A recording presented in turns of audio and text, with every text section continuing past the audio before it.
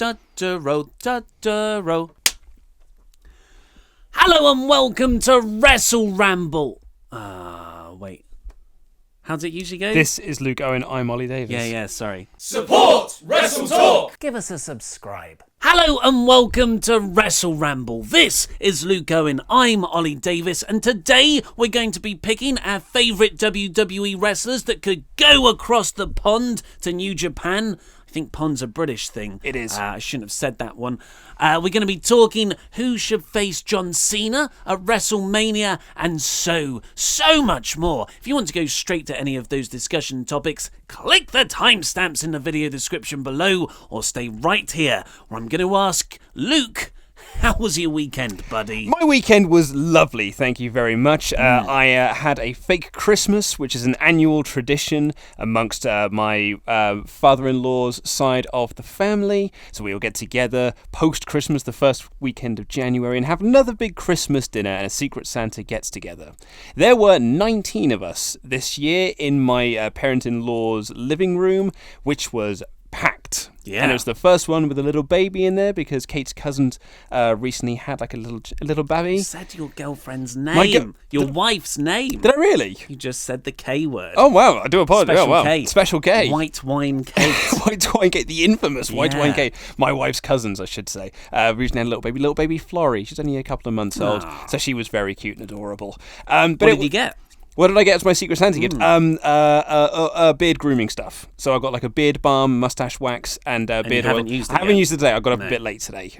So It's rough. it does It's a bit. scratchy. Well, it's because I haven't been to the barber's since the wedding. Mm-hmm. I haven't had my hair cut or my beard trimmed since the wedding, which really shows how little I have on top left and how poorly my facial hair grows. But It's not like you're an on-screen host or anything. no, I know, right? The hours every morning. That goes into that. Yeah, kind of.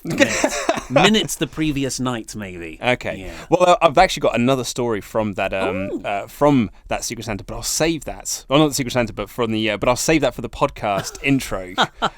So if you want to hear that, you can go over to the podcast version of this. What a tease for the podcast. So you got to go and subscribe to the podcast separately. It's actually not that much of an interesting story, but I really like it because there's an interesting family dynamic sort of thing. I think a real nice insight into to my wife's side of the family. Do you end up shouting at a kid at why Roman Reigns isn't that good? No, like I did? it is nowhere near as good as that story, Okay. unfortunately.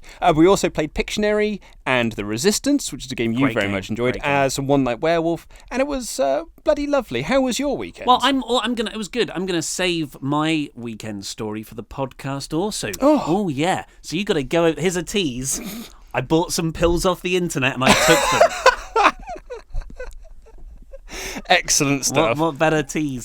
Not drugs. They're not class A's, but they are.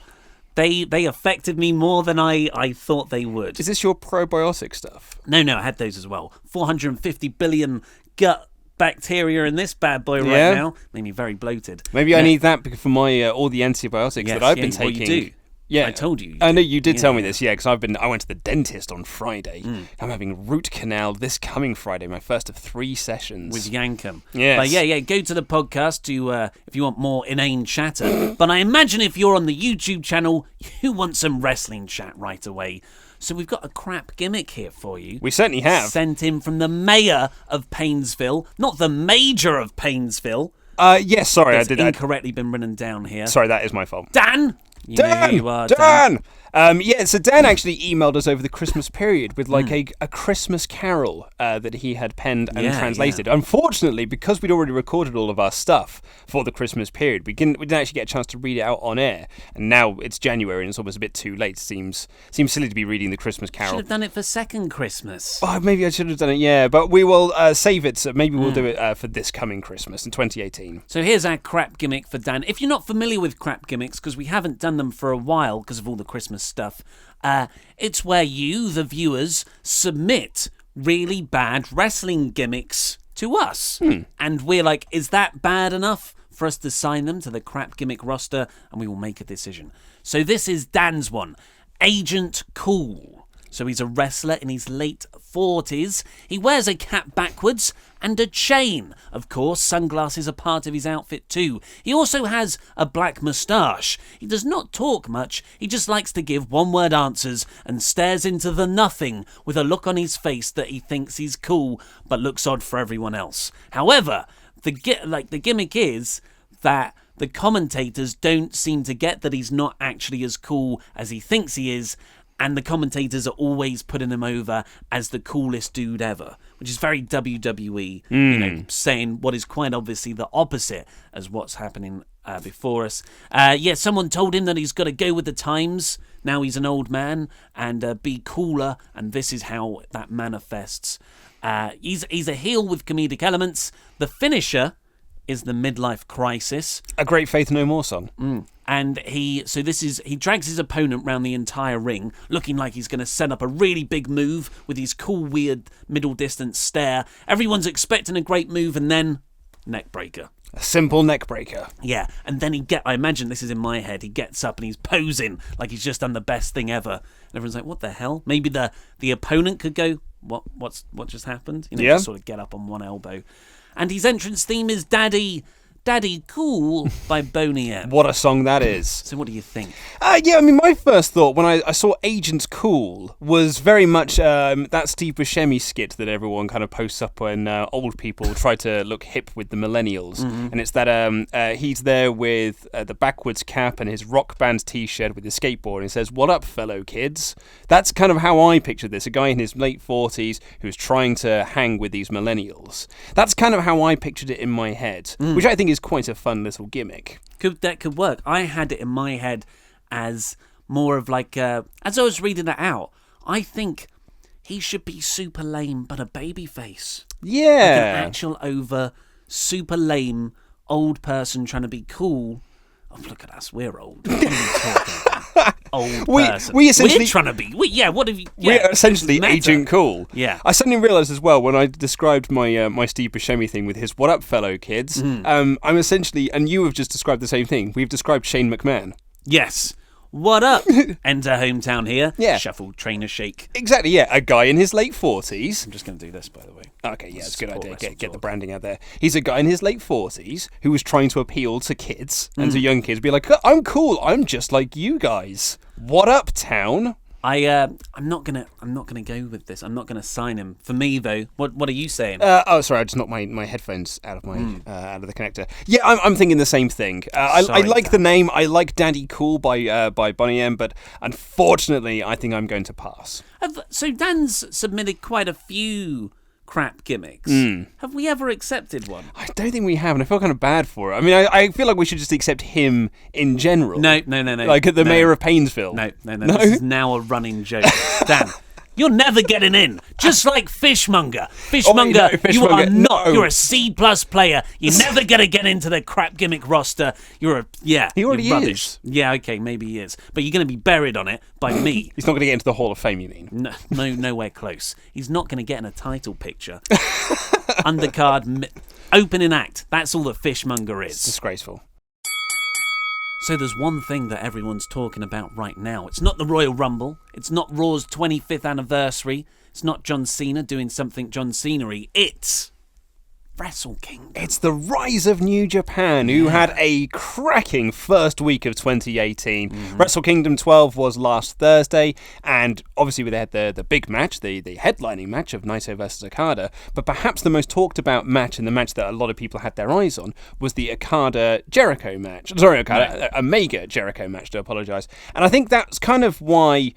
a lot of it was that influx of Chris Jericho, of this American star, this WWE star making a shock appearance in a New Japan show, and people were like, what's this going to lead to? And I think that really did put a lot of eyes onto the product. So it was a really genius move by New Japan. Yeah, definitely. And because there was only so much you could breach with no huge ex-WWE stars to really cross over into the mainstream of wrestling fandom. And we saw it in the comments, like on our Wrestle Kingdom 12 review, which did loads for a New Japan show. It did the same amount as a Big Four review for a WWE show. It did a lot better than some of our WWE B shows have done. And a lot of the comments in there were, this was the first non-WWE show I've watched oh my God. Yeah. Now I understand why you're a little bit down on the quality of WWE matches sometimes. So this is, and I do put that down to Jericho being included. The same thing happened for TNA in 2006 when they got Kurt Angle and they got Christian. When they started getting these sort of big ex-WWE names, people were like, oh man, not Billy Gunn and Jeff Jarrett, but it was like Kurt Angle. Wow, a lot of people started putting some eyes onto Orlando Jordan is wrestling in TNA. Well, yeah, I mean, there was obviously that as well. But coming up to, and then you move into 2010 when you got Hogan and Bischoff and Rob Van Dam and these kind of guys, a lot more eyes on the problem. Problem was that TNA was a dumpster fire of a promotion with bad booking and terrible storylines that they drove viewers away. However, with New Japan, you've got the opposite, where you've got a lot of eyes going onto the product. You're like, wow, that was an incredible show. I now want to watch more. I'd be very interested to know how many people who watched Wrestle Kingdom then watched New Year's Dash. Well, New Year's Dash was actually up for free, and I believe still is, on their streaming service. New Year's Dash is sort of their Raw after WrestleMania. It took me a while to get my head around how the New Japan year is structured, and a few people have asked, so here's an attempt at an explanation. They don't have weekly TV, as it were. They have a big event, spread throughout the year. Sometimes the placement doesn't really make sense. Like, you'll get 2 big shows the day after each other, and then nothing until the next month. But then you have all the house shows as well, but those aren't really broadcast. So, yeah, Wrestle Kingdom is their biggest show of the year right at the start, and New Year's Dash is the day after, and that's sort of their Raw after WrestleMania. It sets up all the big angles for the next 3 to 4 months worth of programming. And then you've got Dominion, which is the next big show a bit further on down the line. In the summer, you've got G1, which is sort of their SummerSlam 3-week tournament thing that has some of the best wrestling of the year, and then it's King of Pro Wrestling, I believe, at the sort of Survivor Series slot. Yeah. So that's how the New Japan year is structured. But yes, this, you can go up there and watch the New Japan New Year's Dash show now, which I thought was really good. Like, it had some really solid wrestling on, lots of nice tag matches. I heartily recommend the Young Bucks and Omega versus Roppongi 3K and Cheeseburger, our favourite wrestler in the world, Cheeseburger, because that is such a fun 6-man tag. And what's kind of brilliant about it as well is that it's something that I think that WWE in particular can't quite get right, which is when you have a comedy wrestler in a match and he's in there with 5 other very serious wrestlers. However, he gets to all of his comedy stuff and make the bad guys, the heels, look like buffoons, but yet they still look credible. Yeah. Like, there's a spot in which Cheeseburger crawled underneath each of their legs as they were trying to reach for him. So they literally, one reached for him, he crawled under their legs, the other reached for him, he was still crawling, the other reached for him, he's still crawling. Then he got up and just did the exact same thing, and they repeated the spot. But yet at the end of it, you're not like, well, Omega's looks stupid now, doesn't he? You've got to watch. Please do go and watch that, because Luke probably described it, and your inner Jim Cornette is coming out and thinking, "What? That isn't wrestling. How am I meant to believe in that?" But it actually works. Bullet Club. I mean, you wouldn't see Okada or people like that doing that much.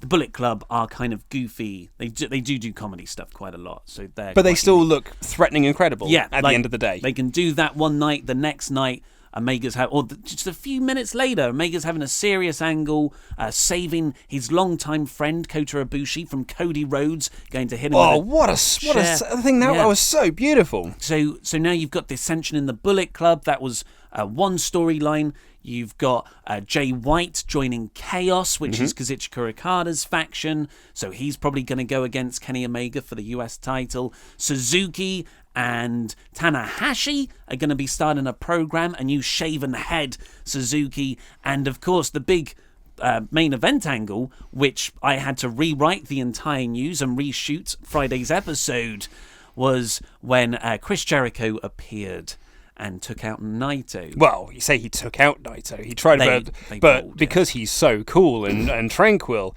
didn't quite work on old Naito, did it? But Naito beautifully just did enough to incite him and make him lose his cool even more, so he could then just lie down on the floor and being like the coolest dude ever. And there's my favourite bit is when Jericho's being taken out of the arena and he's still shouting at Naito, and Naito gets a chair and it looks like he's going to hurl the chair across the arena, at Jericho, but he just swings it. And in one fluid motion, I don't know how he opens it. Opens the chair, sits down with his back to Jericho, and just sits there casually. Yeah. But Naito's amazing. And, I mean, I did say this in my review. You that did. Jericho You was called probably, this, didn't you? Yeah. Absolutely, you called this. Well, in the news that I rewrote, it said, well, Jericho, New Year's Dash is happening right now. Jericho could turn up and start a feud with Naito. This is what they've said in interviews going back and forth. I had to go and re-record that because that's exactly what happened. Because New Japan listens to us. We came up with that idea. Have you seen the GIF that was doing the rounds today of Cody and Kenny Omega having dinner together? No. And it's just them staring at each other while eating very poorly because they're not really looking at their foods. Brilliant. It's very funny. Is that from Being the Elite? It might have been from Being the Elite, I don't know. But I just saw the GIF of it this morning and it really made me laugh. Another great example. Comedy, seriousness, they can merge perfectly. Yeah. So, off the back of Wrestle Kingdom, so many more eyes are on New Japan right now. 25,000 is the actual number, is how many subscribers New Japan World got off of Wrestle Kingdom 12. It was over a 2-day period, I believe. Over a 2-day period. That's a huge jump for them. It's a 36% increase. That's a massive number. That's crazy. And Takakai Kadani, who is the owner of... how does this work?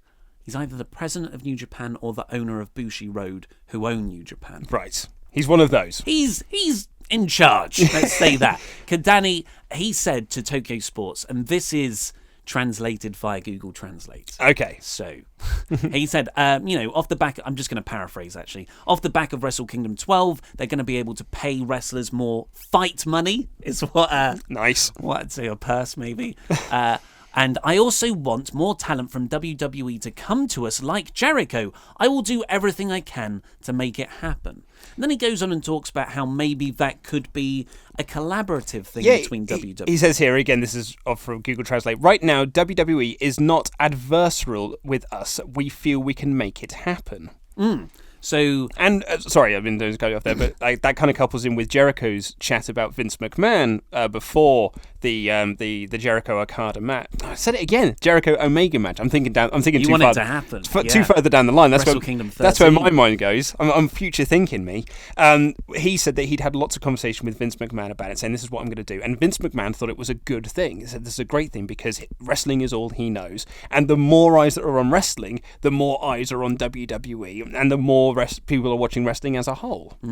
Yeah, we'll see how long that mentality lasts. We'll see how long that lasts. When they run their Long Beach shows close to WrestleMania weekend, and Axis might start promoting the New Japan TV more.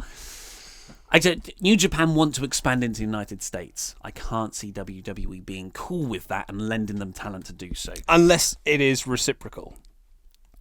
But I don't think they don't play nicely with others. Well, they don't. I can't see perhaps. that happening. But I tell you what, I mean, we did get a question about this, but I could see that sort of thing happening down the line once Vinnie Mac is out the picture.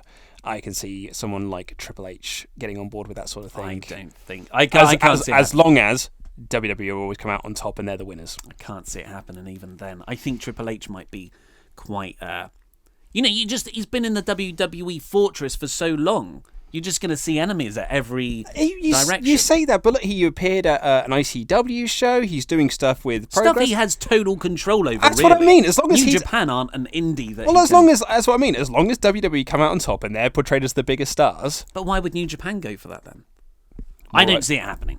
It's like saying, Vince McMahon might work with New Japan if he can job them out on every show. But why would New Japan do that? Well, they got screwed with that in TNA. But he's a smart businessman. You know that wouldn't be pointless. So what we've done is we've come up with some picks that we would like to see go from WWE to New Japan as part of this fantasy collaboration. Or maybe they could just pack up their ballas and leave.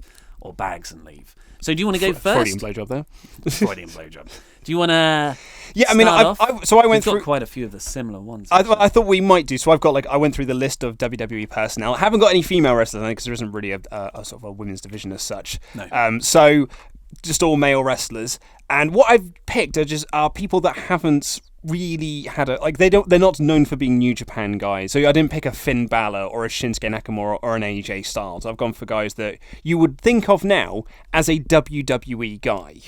Like, even as my first pick, Cesaro, you could say, like, well, it's Claudio Castagnoli. He's an ROH guy. But, like, I think Cesaro has now been in the WWE bubble for so long, he is a WWE guy. For podcast listeners, I'm doing big air quotes. So, on my list, I've got Cesaro, The Revival, because I think that as a tag team, they are one of the best in the world. They haven't had a great main roster run thus far because injury-ridden. It has been plagued with injuries. But however, you look at their NXT stuff that they did, and what's your I've reaction? just seen what the next name is on your list. No, you might. Okay, well, you say it. You say it. Goldust. What's wrong with Goldust? There's nothing wrong with Goldust. You've got an obsession with him. This year, it feels like you want to see him have a world heavyweight title run. I didn't say a world heavyweight title run. I said a world heavyweight title program. And then go to New Japan and main event against Okada. I never said That's what you're saying. I never said he should in main a event. three-way with Jericho, Okada, and Goldust. I never said he should main event either. But he is a name. He could go over there, and he's still got it. He could still go. He's a big draw in 205 Live. He's a huge draw for 205 Live. Literally, towers above them. Yes, but that's not as much of a serious suggestion. A more serious, I nearly joked that you should have R-Truth in there. a more serious suggestion would be someone like Samoa Joe. So he's someone that I've gone for as well. Yeah, because he can have some amazing mean guy tough matches, the likes of which he used to have in Ring of Honor back in the day, where you just stiff the S word out of each other, and then you come out looking like total badasses. Lots of no sells, Yep. lots of jumps up right after the other guy's finisher. Yeah. Again, watch it. Don't let your inner Jim Cornette take hold. It is good.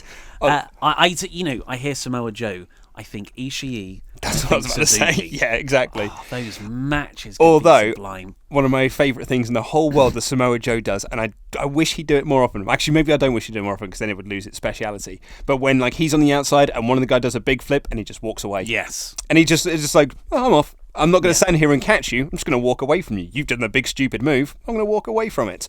The Bar.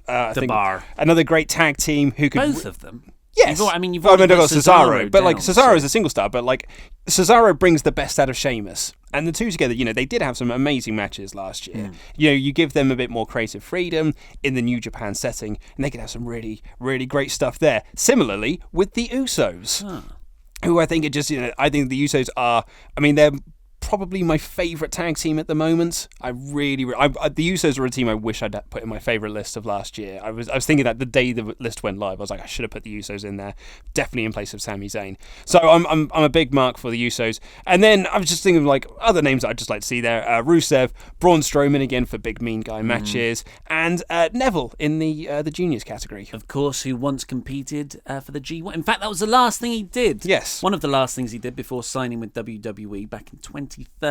Yeah. He competed in the G1 tournament. So he can go back there as Puck and was it the best of the Super Juniors? I think it was best of the Super Juniors. So he can go back there and compete once again. So that's kind of the sort of list I'm thinking. I thought about Rusev and Braun Strowman. I don't think Braun Strowman would fare well over that. How would you... Well, okay, so Braun Strowman is the sort of guy that you would essentially just have to do the same thing you've done, because he has his limitations. He is a big guy, big running power slams and big moves. You put him against smaller guys, but that's very much a WWE thing. So, would he be able to fare in the likes against Ishii or Minoru Suzuki? Because that's who you'd have to put him up against, the big tough dudes.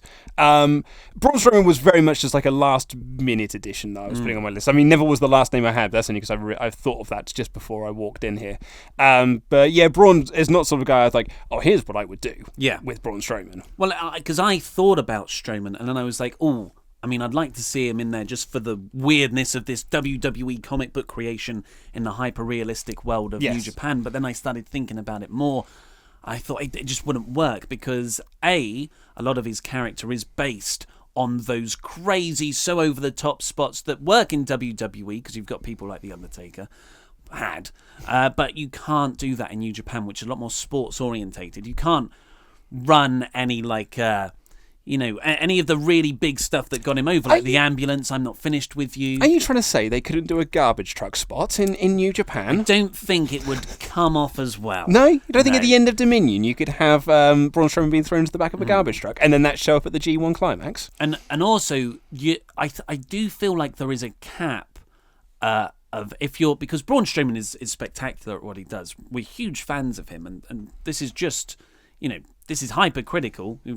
I don't want to be too down on him, but he is limited in what he can do. You saw that in the Brock Lesnar match, and that is people. So a similar comparison would be Bad Luck Fale in New Japan, who is a big guy and he can do the stuff he can do really, really well, but because there's a mentality, if you're in the main event, you've got to have this crazy long match, or very good professional wrestling match.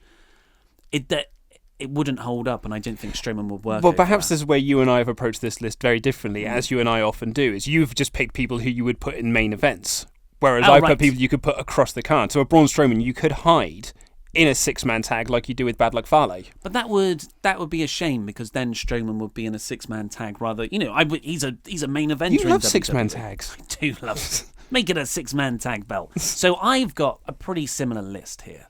I have gone for Cesaro, of course, the Revival, which you also had because of the feud with the Young Bucks.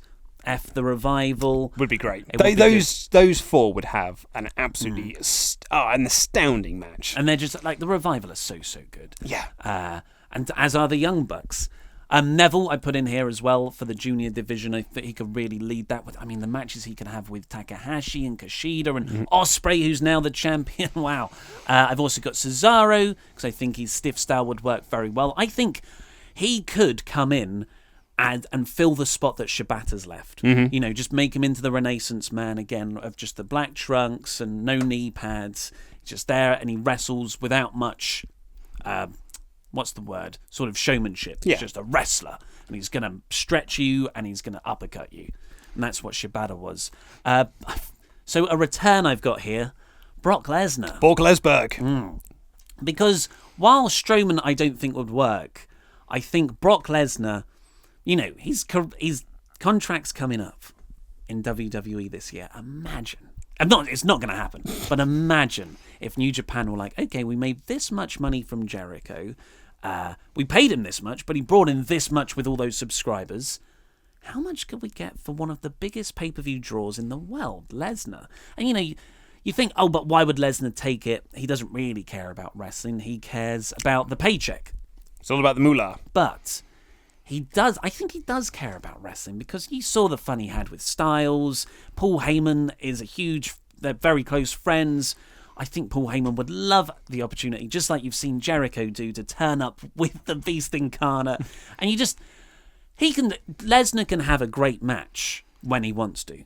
And I think he'd be super motivated with a lot of the top guys in there. Sorry, and not only that, but you say you think, Lesnar, he does actually enjoy wrestling. What I think Lesnar really enjoys is being the top name on a card. He loves being a main event draw. He loves being a pay-per-view draw. He loves being able to say, all these eyes are on the product because of me. Yeah. And to be able to then come out and say, like, New Japan got an extra 50,000 subscribers because I was on the card, it's another feather to his already plentiful bow. His hunting bow. His hunting bow, exactly. So I could see Lesnar absolutely going for it. I'm not saying I think it could happen, but I would definitely see Lesnar go for it should the opportunity arise. Now we've said it, I want it even more. I would love to see Lesnar Suzuki. Yes, well, that's it, because both men have very legitimate pay-per-view, mixed martial arts backgrounds. That's the thing, like, New Japan feels so much more legit, and Brock Lesnar is the most legit guy in WWE, being an ex-UFC heavyweight champion. If you put him in New Japan, everyone's going to be like, yes, this is the guy. Plus, obviously, he competed there before. Yeah, when he left WWE first time around. That's actually what got him in hot water with WWE first time around. That's what led to all their court battles. And his weird tattoo that he's got on his chest, I believe that was because it was like the Sword of Justice, I think. Really? And I think that's why he has that bizarre tattoo. And now, I was going to finish with this one, but now it should have finished on Lesnar. I feel like that's the most fun one. I went for Ziggler, just because he needs to go. He needs to leave WWE. So yeah, I mean, we've said enough. I think Ziggs. so. Yeah, I think we've said enough on Ziggs. Also in the news is John Cena being advertised for WWE Fastlane. We don't know what the subtitle bit to this event's going to be yet. It could be End of the Line. It could be Let the Good Times Roll On. Road to WrestleMania. Road to WrestleMania. Yep. It was No, what was it last year? It was Roadblock End of the Line. The final stop on the road to WrestleMania? Oh, it's going to be it was something like whatever that, they yeah. have. So, but the thing about this is that Fastlane this year is a SmackDown branded pay-per-view, and it's the last one of WWE before WrestleMania. Interesting. So John Cena's announced dates so far, of course, he's going to be at the 25th anniversary Raw on the 22nd of January. Then he's entered himself into the Rumble. Then he's... Well, did he enter himself in? Did Yes, he do that via on Twitter? Twitter, Cat Angle just announced it. and then he's advertised for every Raw TV in February, along with a few house shows here and there. I couldn't find that he's advertised for Elimination Chamber, which is Raw's February pay-per-view. You would assume, if he's on all the TVs in the lead Yeah. up to Elimination Chamber, that he is at the Elimination Chamber. Sure. Yeah, so you would assume. Maybe not in the chamber, but at the show itself. But then, March 11th, what was it? I can't remember the name of the arena, but it was the venue that announced this on Twitter. A special guest appearance from John Cena. So maybe it's a dark match thing. Maybe it's just there for the live crowd. Although they don't do that for pay-per-views. That's more of a Madison Square Garden dark match surprise. So the speculation is, courtesy of us two, we're going to run wild here, Oh, yeah. that maybe Cena jumps brands after, as he can do as a free agent, after February, and then builds a program through March to have a match with a SmackDown wrestler at WrestleMania 34. Yeah, but that to me is how it feels. If his last appearance is going to be at a SmackDown show, it's probably going to be a SmackDown feud he's having leading into WWE's version of Wrestle Kingdom. Yeah. Yeah. And then like the Raw after me, it's WWE's version of New Year's Dash. Yeah. Let's be really smart. So I then essentially went through the SmackDown list of their current wrestlers, their main roster wrestlers, of who could be Cena's opponents. You had to take out people like Owens and Zayn because they're embroiled in a feud with Shane McMahon, which also then takes Shane McMahon off the list. You can also assume it won't be AJ Styles because AJ Styles will be facing whoever wins I'm assuming he's going to win whoever's going to win the Rumble. Or maybe Cena wins the Rumble. Or maybe Cena wins the Rumble. And he's like, I'm going to challenge Brock Lesnar. But then I'm not. I'm going to face AJ, and he switches. Yeah, no, I've just thought of that. It's not very good. I'm still going with my internal speculation that a SmackDown guy is winning the Rumble, and that man is Shinsuke Nakamura, and it's going to be Nakamura Styles at WrestleMania. Perhaps I am just living in a very fantasy bubble, but that's kind of where my mindset is leading. I just feel that's the way they're heading. We hope so. So you can then take those two names off the list. What you're left with is not a huge amount of guys that AJ could possibly face against. Rusev Day. Yes, but I kind of feel that Rusev Day is going to be in some tag team stuff rather than being in a singles feud. So the names that you have got are Jinder Mahal for this United States Championship thing.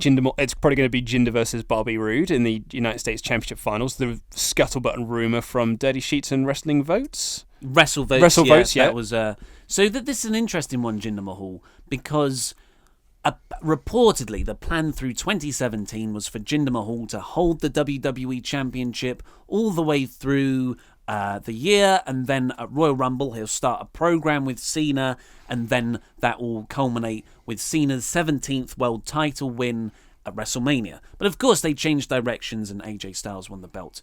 So maybe they're just going to do that same program but with the United States belt. Yes. We've said forever that Jinder, it makes so much more sense. Jinder, he's a mid-card guy, really. He's a mid-card act. He never made sense work rate or character-wise in the main event of SmackDown.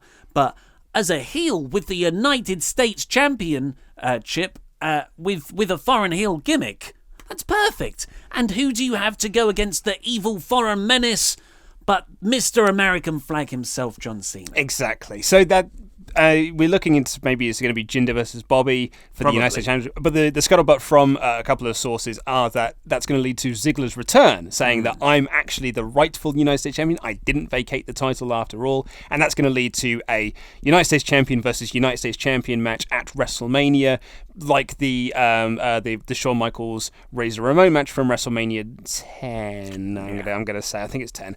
And so that's kind of what the story is. So if that is the case, that doesn't feel like it's it's seen, or it doesn't feel like Jinder's winning the belt then. But maybe you are going to continue doing the I Hate America shtick, facing off against maybe in a flag match. Another flag match for John Cena at WrestleMania with that massive long ramp. Love it. Love it. The psychology of the flag match. Exactly. So maybe you could do Cena versus Jinder for the Pride of America rather than for an actual title. Another name I thought, if you want to look into push a guy as a rising star. So are you kind of ruling out Jinder there because you think... No. I think Jinder is quite high up on the list, but not for a title. I don't think it's for the United States Championship. Okay. I just think it's for the Pride of America. So you think it could be a Rude versus Ziggler US title picture after their all-time classic feud last year?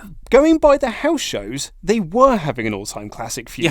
But that never translated through onto pay-per-view because they were never given the time for it to translate onto pay-per-view. And house shows, the finishes were awful. And the finishes were awful. So I think Jinder is still a possibility. But if you are looking to push a guy, maybe elevate a guy, someone who has a lot of potential, some may say, I don't quite see it just yet. I think he's a good promo if nothing else. Mojo Rawley. Yeah. You know what? That is a really good shout. Thank you. I really like that. We're because Mojo's a heel currently. He's a great promo. He's done really good promo work in the last several weeks. Yeah, and going toe to toe, Cena can test him, like how quick he is on his feet, which could be the death of Rawley.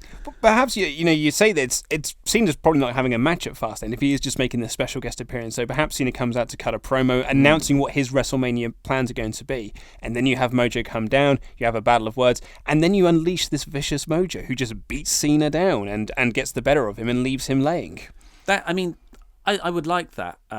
Or actually, a sneak attack would be even better. Yeah, I mean, that's got to end with Cena putting over Mojo at Mania. Yeah. And then Cena goes off for another few months to make some movies. Yeah, and maybe they have a return match at SummerSlam where Cena can get his win back. Because 50-50 booking is how you get people over. That's a good segue to Cena's rematch from SummerSlam. Well, this was pretty much like... you look at the SmackDown list, when you take out the top guys, you're like, there's not really a lot left for you to deal with here, and that person is Baron Corbin.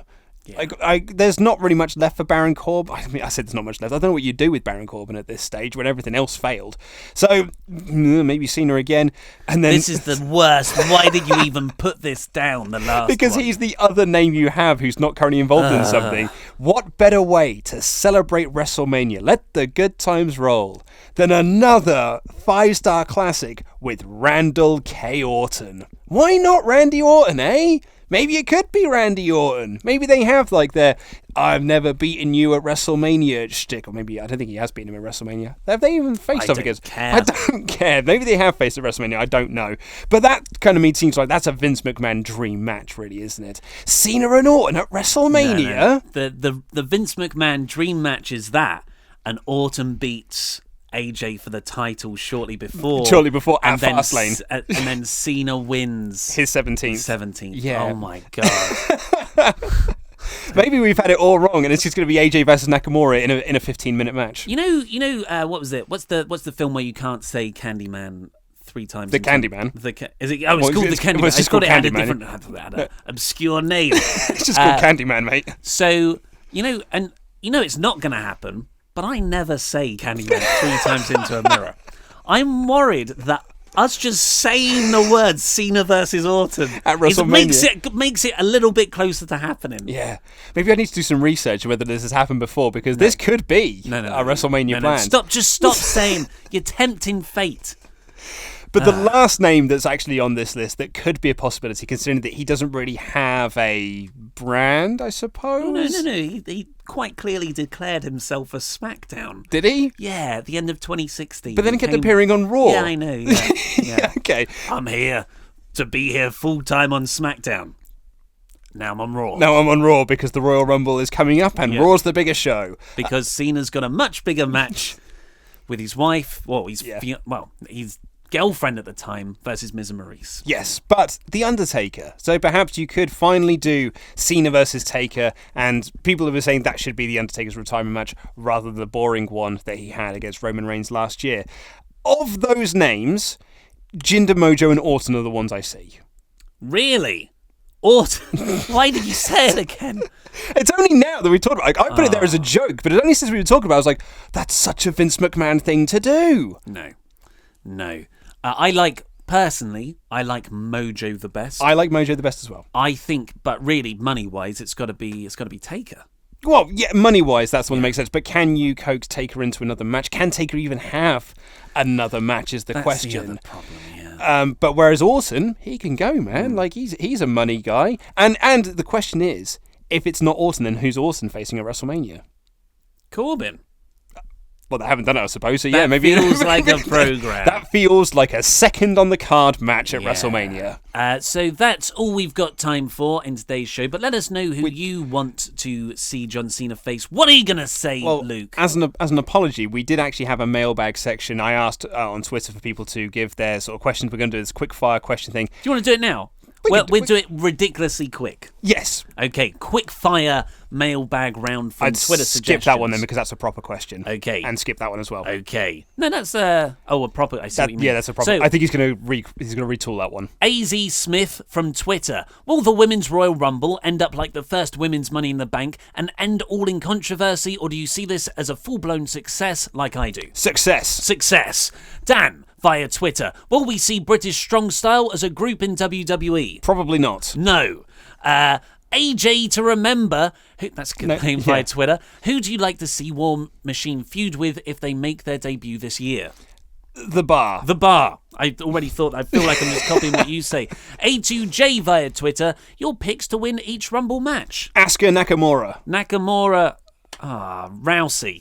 Oh, lovely. Response PC. Afternoon, Luke. What's your view on the tag team scene on Raw? Seems low on quality with the same feud for almost a year now. New blood from NXT or outside? War Machine and hopefully some new people. I think it's this. Oh God, how do I answer this question differently? I think the Raw tag team scene has been a bit stale, but I really like Rollins and Jordan. So there are some possibilities. I like how you say a bit stale, whereas I would say very stale. And Balor Club, hopefully, they can get them going. Revival are back. RQ, do you think Johnny Gargano will win the NXT title at TakeOver this month? No, I think Tommaso Ciampa will cause a distraction and Gargano will lose, and that will lead to them having Tommaso Ciampa versus Johnny Gargano at Brooklyn TakeOver. It's about the time that I didn't think of that. Yeah, Ciampa should be getting cleared. I think they'll redo because Gargano lost when Zelina threw the T-shirts at him, so I think it's kind of a repeat of that with Gargano actually as a physical T-shirt. Ciampa as a physical T-shirt distracting him. Great way to extend out Gargano's championship chase. Yes. And then you have him win it at Brooklyn. Yes, because I said Brooklyn, I'd rather do it at the WrestleMania weekend show. You have Tommaso Ciampa versus Johnny Gargano, maybe for the number one contendership, and then you have the Brooklyn win. Greg's Chan, is it possible to turn Alexa Bliss face? Yes. That's all we've got time for. We did that in 2 minutes 52 seconds. We should do this more often. Possibly. Quick it was fire. Stressful. What was it? I don't know, maybe. We'll see how it goes down. I tell you what did go down well. Star ratings.